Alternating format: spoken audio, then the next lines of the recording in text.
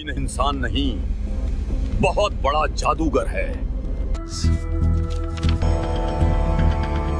कबीर सेठ पुत्र नूर अली अंसारी जुलाहों वाली कॉलोनी काशी शहर में 3 दिन का धर्म भोजन भंडारा कर रहे हैं।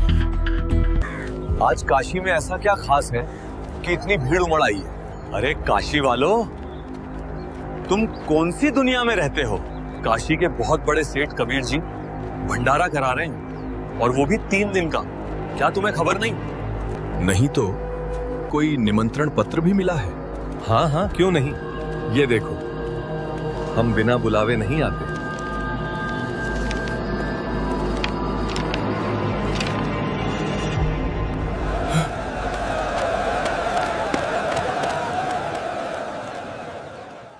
जब रविदास जी को यह ज्ञात हुआ कि किसी ने झूठे निमंत्रण पत्र बांट दिए हैं, कबीर परमात्मा के नाम पर एक नया षड्यंत्र रच दिया गया है। क्या बात है, आज बहुत उदास लग रहे हो। हे गुरुदेव, आप सबका भला चाहते हो और ये लोग आपका बुरा ही सोचते हैं।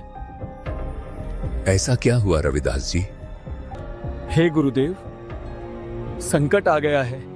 किसी मूर्ख ने आपके नाम से झूठी चिट्ठी बांट दी है। पर ऐसा क्या लिखा है उस चिट्ठी में रविदास?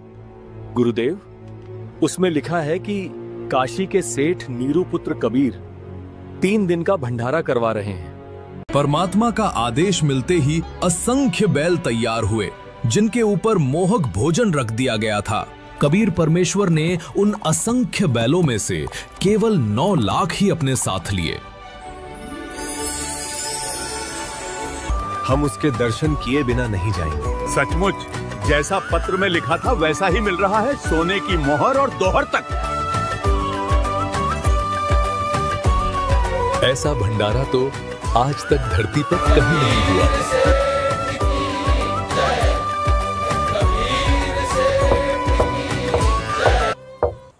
हे गुरुदेव, लगता है ये लोग आपको ढूंढते ढूंढते यहां तक भी आ पहुंचे। रविदास, तुम दरवाजा मत खोलना। गुरुदेव, आपका दास सिकंदर लोधी आया है। राजन, मैं बहुत दुखी हो चुका हूं। किसी ने मेरे नाम से झूठी चिट्ठी बांट दी है।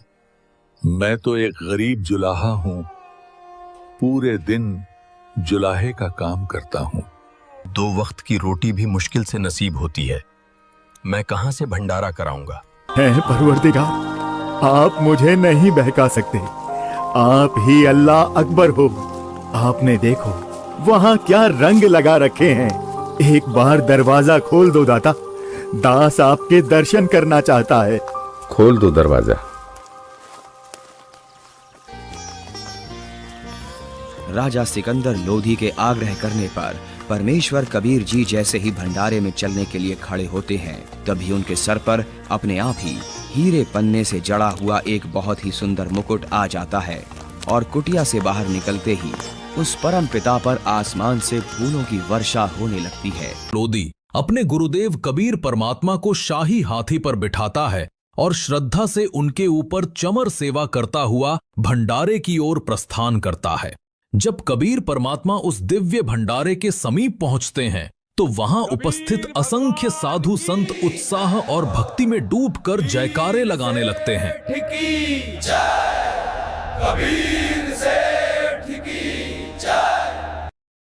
भगवान कबीर जी भंडारे में पधार चुके हैं। सुनो केशव, अब मैं तुम्हें वास्तविक बात बताता हूं। केशव, मेरा प्रवेश सर्वलोकों में है और मैं सभी लोगों का धारण पोषण करता हूं।